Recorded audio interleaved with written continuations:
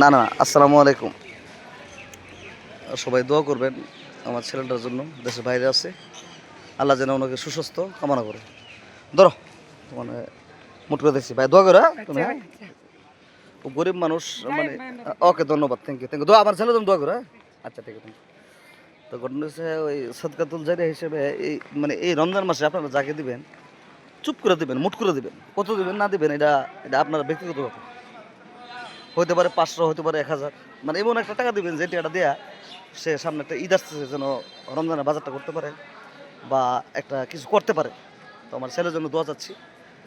ঠান্ডা কাশ আর কি, আলহামদুলিল্লাহ খুব ভালো আছে। দেশের বাইরে আছে, সবাই দোয়া করবেন। আর বেশি বেশি সদকাতুল জারিয়া গরিবদেরকে দিবেন, আপন লোককে দিবেন আগে। আপন লোককে দেওয়াটা হচ্ছে হাদিস আছে, এটা হচ্ছে 1 নাম্বার। আপন লোককে আগে, তারপর অন্য মানুষকে দেবো। আমার চিন্তা ভাবনা আছে ঈদের দিন আমি সবাই টাকা দেব ইনশাল্লাহ। ভিডিও করে না, ভিডিও করে টাকা দিলে কাম হইতো না। আসসালামু আলাইকুম। তো আমি দান দিছি, মনে করো কেউ দেখছে না। মানে সবাই এটা উৎসাহ দেওয়ার জন্য দিছি, মানে ভিডিওটা করছি আজকে। আসলে ভিডিও আমি করি না, ভিডিও করে দান করলে দান কবুল হয় না। দেখেন না, দান এগুলো আল্লাহ কবুল করে না। তো আমি উৎসাহের জন্য মানুষ যেন ভালো করে বেশি বেশি দান করে।